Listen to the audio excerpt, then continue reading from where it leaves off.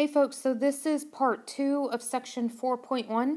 So if you'll go down in our notes to where we stopped from the previous section, let's go to number 28. And we've got the integral of a quantity squared. Now remember, all we have is adding and subtracting and a power rule. We don't have a chain rule of any sort. So before we can do anything, you've got to FOIL first. So just be aware of that. So I'm not going to run through the foiling process on that. I'm just going to go ahead and FOIL it out and clean it up. So I now have 3 terms, and I can take the integral of each piece individually. So that first term there, let's take our power up by 1, so that's going to be a 5th power, and then I want to multiply by the reciprocal of the new power. So that'll be a 1/5 as my new power. The second term there, take your t squared, move it up to a t cubed, multiply by a 1/3. And then your 24 is just your constant multiplier.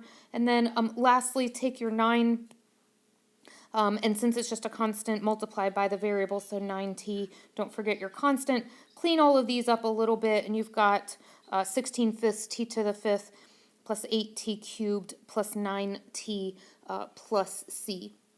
So moving on then to the next one. We've got some trigonometry. So the first thing I want to do, this is where you're really going to start using your formula sheets. But the first thing I'm going to do is just separate this out so that I can look at each term individually. So I'll have the integral of t squared dt. And then I'll also have minus the integral of cosine t dt. And I took a screenshot of the integration formulas that you're going to want to use. Specifically on this one, we want to use number 9. And so you've got here, notice that with number 9, the integral of cosine u du, which they're using u's, we're using t's, is going to be the sine of u. In our case, it's going to be the sine of t plus our constant. So let's go ahead then and we'll work with the first term. So the first term, let me zoom out just a tad here so we can use both of them. The first term, take your power up by 1, so that's going to be 1/3 t to the 3rd power. And then for the second piece, that'll just be minus the sine of t because of our formula sheet. And then lastly, we'll have plus our constant c. Now, there's nothing else that we can do with any of those 3, so we can move on to the next one. All right, so for number 32 then, once again, I'd like to go ahead and just separate these out. This one might be slightly confusing, but only because we're using thetas instead of our normal x's or our normal t's. Just remember, theta here is a variable. So this isn't any different from all the ones that we've done so far. So I split it up first, and then for that first term, take your theta squared. Let's move it up to a theta cubed, multiply by the reciprocal of the new power. For the integral of secant squared, I need to use formula number 14, which I've taken a small screenshot there to show you that. And the integral of secant squared is going to be tangent. So we have plus tangent of theta, and then of course our constant.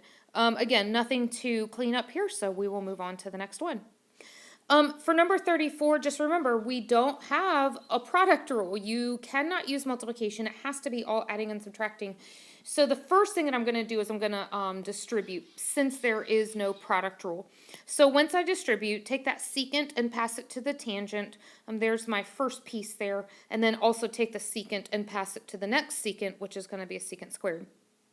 I can think of these separately, and so, and I believe I did work with them separately here. So the integral of secant tangent, you'll notice, comes straight out of number 16 on the formula sheet, minus the integral of secant squared, which comes straight out of number 14 on the formula sheet. So then just plug and chug. Actually, there isn't any even chugging, it's only a plug. So secant of y minus the tangent of y, according to those two formulas, plus my constant. Moving to number 36. So once again, let's separate these out. We'll have the integral of 4x dx minus the integral of cosine squared x dx. So the first piece is just going to be that constant multiplier of 4. The power of 1 is going to move up to 2, and I'll multiply by the reciprocal of that new power. And then for the second term, integral of cosine squared, take a look at your formula for number 15. And your formula for number 15 says that that's going to be a negative cotangent. Just make sure that you remember on this one that your first negative is just simply brought down and your second negative is coming off of your formula sheet over here. So just don't forget about that. Don't get that confused. And then, of course, add your constant and clean up, and you have what you need. That's the integral. All right, so the next section, the next few problems, what we're looking for is the original function, the original equation. But look at what I've been given. For number 38, I was given the first derivative, and I was also given a value on the first function, or on the original function. But that's all I was handed. Well, but you remember, though, that if I want to move backwards from the derivative to the original, all I need to do is find the integral. So if I want the original, all I have to do is find the integral of the first derivative. So that's exactly what I've written down here. Finding the integral then, this is going to be 4 times 1/3 x cubed. Don't forget your plus constant there. And this is the original function. Now, it's not cleaned up, and I don't know everything about it, so I need to do some more work. But this is that function that I want to find. So then the next thing that we're going to do is we're going to use this piece of information where it says g of -1 is equal to 3. So I'll take this equation and let's plug in a -1 for all of the x's. And so that'll be next. Oh, sorry, I did clean up there. I apologize. Here's where I'm plugging in a -1 for all of the x's. And then I know that that is going to equal 3. So I'm just going to set my value then equal to 3. I'll solve. The only unknown at this point is the c value, so I can solve for c. I find that my c value is going to be 13/3. Once I have my c value, I now have enough information to find my original function. So all I have to do is take what I had found just a few minutes ago, plug in my c value, and I'll have my original function. So that's going to be g of x is equal to 4/3 x cubed plus 13/3. Let's do another one of those. So in this one, again, we're finding the original function. And so my derivative is given to me, so I want to take the integral of the derivative. So my original function is going to equal the integral of my first derivative, ds in this case. So let's go ahead and find the antiderivative or the integral of each of those pieces.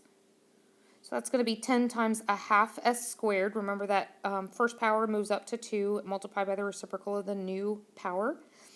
And then minus 12, my constant multiplier, times 1/4 s to the 4th. Clean that up. Now, this is my original function, but I don't know everything. I don't know that c value. So let's take it a step further by using this piece of information. So we'll plug in 3 for all of the s's and set it equal to 2. So that's what you see there, 3 for all the s's, set it equal to 2. Clean it up, and then solve for c. So c is 200. And then once I know my c value, then all I have to do is just go back, use this piece and my c value to give me my original function. All right, here's another example. Now this one's a little different. This one I'm starting out, I've been given the second derivative. So on this one, I'm actually going to have to go backwards to find the first derivative. Then I'll need to go backwards again to find the original. Okay, so this one's going to have multiple steps involved in it. So the very first thing I want to do is to find the first derivative. So I know that I'm going to find the first derivative by simply getting the integral of the second derivative.